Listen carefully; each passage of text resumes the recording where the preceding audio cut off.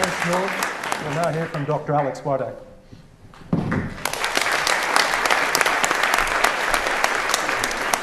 Well, good afternoon, ladies and gentlemen.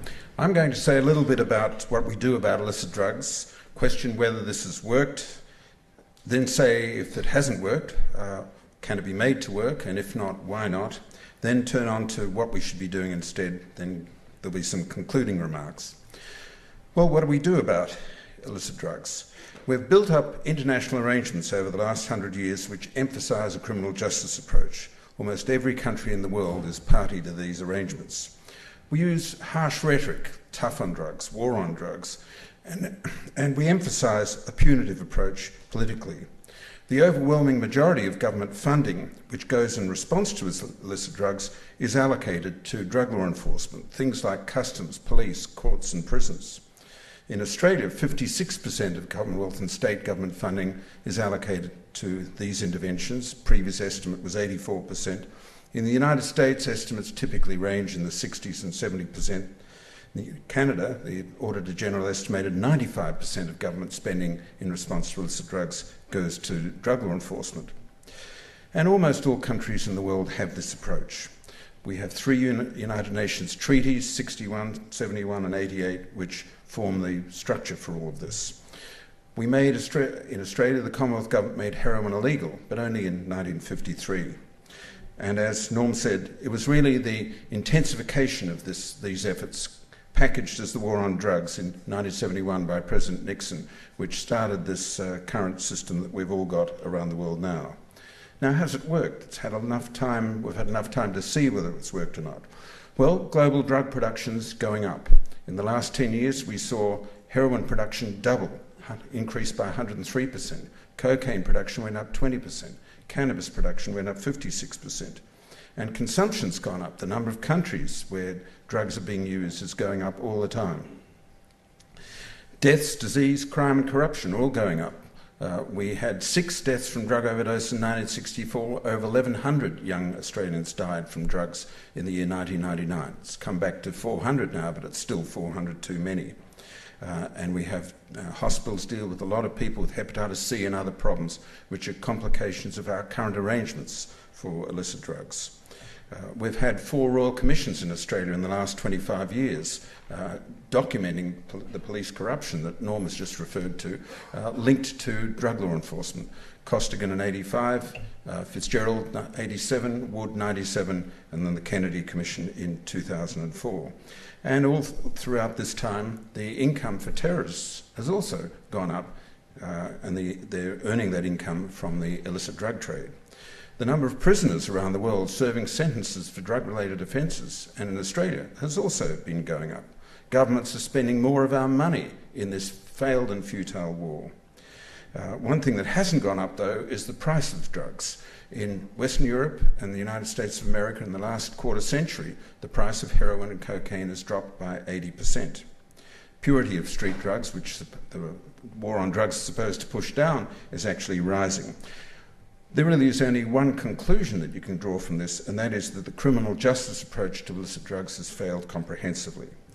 But it hasn't failed for everyone. It has worked for some people. It's worked well for politicians, for criminals and terrorists. And I'd submit that not only has this failed, it's failed comprehensively, and it can't be made to work. Why not? Well, we can't keep drugs out of our prisons, and if we can't keep drugs out of our prisons, how on earth can we keep them out of King's Cross, St Kilda, Fortitude Valley or wherever? Also remember this huge price gradient that this system imposes on a kilogram of heroin. A kilogram of heroin in Bangkok will cost, wholesale will cost $1,000. By the time it gets to New York or Sydney or Amsterdam or London, it costs $300,000. There's always going to be someone who's prepared to take those sort of risks. After the fall of the Berlin Wall, we're all supposed to be more sensible about the power of market forces, and just about everyone is these days. There are a few people who aren't, the North Koreans, the Cubans, the Albanians, and supporters of the war on drugs.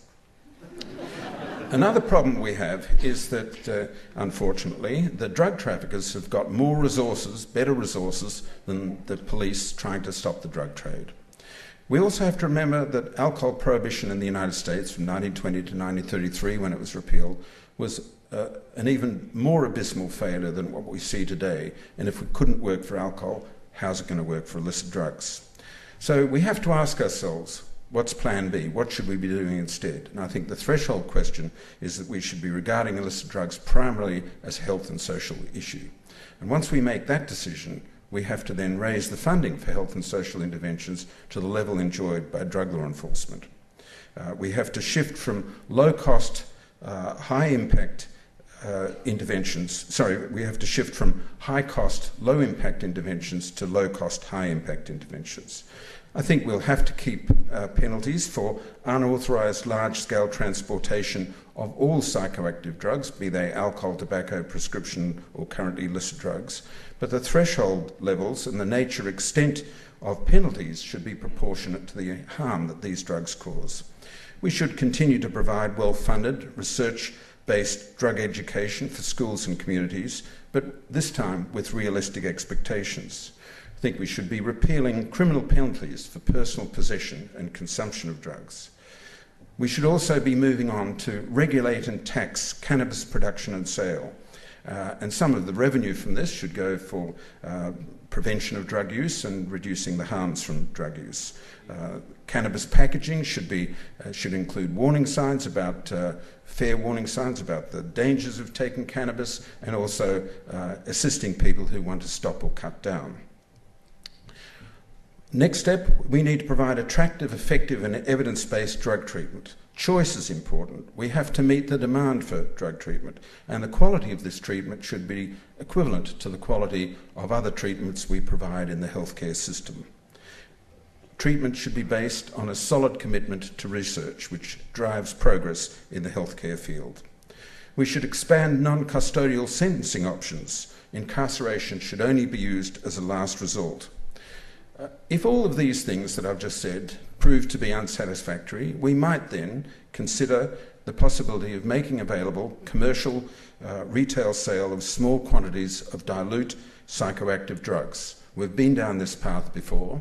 Until 1906, edible opium was taxed and regulated and sold in Australian grocery shops. And then it was banned in 1906. Coca-Cola contained cocaine until 1903. So this is not a new policy, this would be going back to old policies. And of course we should continue to keep harm reduction as Australia's official national drug policy. This is now the global mainstream drug policy. Now, what stops us doing this? Well, one of the problems is that often what's popular isn't effective, and what's effective isn't popular. We have to recognise the political problems of trying to make these changes, but nevertheless, I think we do have to make these changes. So in conclusion, I think that the criminal justice-dominated approach has failed comprehensively, and I've given you evidence for that. Not only has it failed, it can't be made to succeed. The threshold step we need to make is redefining this issue as primarily a health and social issue and adjusting funding accordingly. The intellectual debate over this issue is now over, and the era of the political debate has now begun. Thank you.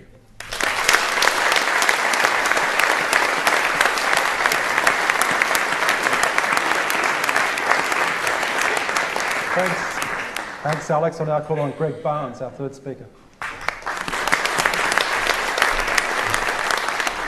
Well, thank you, Michael. And I mean, I have to say that as someone who practices in the criminal justice system, I don't know of any judge, magistrate, prosecutor or defence lawyer who honestly in their heart of hearts thinks that the current approach works. When judges talk about the evils of drug trafficking, when they use the rhetoric of, in sentencing people about the way in which drugs can destroy lives, they half mean it and they're half right, but what they know and what everybody in the criminal justice system knows is that the system just doesn't work, for all the reasons that have been mentioned by the two previous speakers. And the problem with that is this: the criminal justice system relies on the confidence of the community. The community must have confidence that the criminal justice system works, that it is fair, it is equitable, and that it not only protects the community, but it also, most importantly, protects the vulnerable people in our community. Drug acts which every state has, which are now voluminous, do not do that in any way, shape or form. Fortunately, some members and more enlightened members of the judiciary in Australia have taken it upon themselves to force governments over the past few years to set up drug courts, which are an incremental step along the way towards saying, let's stop regarding people convicted of drug trafficking, drug possession and drug use. Let's stop convicting them, warehousing them for a number of years so they come back into the community at a greater risk to the community in many cases than they went in. Drug courts are working. The results from every drug court in Australia, as opposed to the conventional method of sentencing people, shows that drug courts work, that the rehabilitation results, the recidivism results, all of these results win hands down. I know of no drug court in Australia which produces any contrary evidence.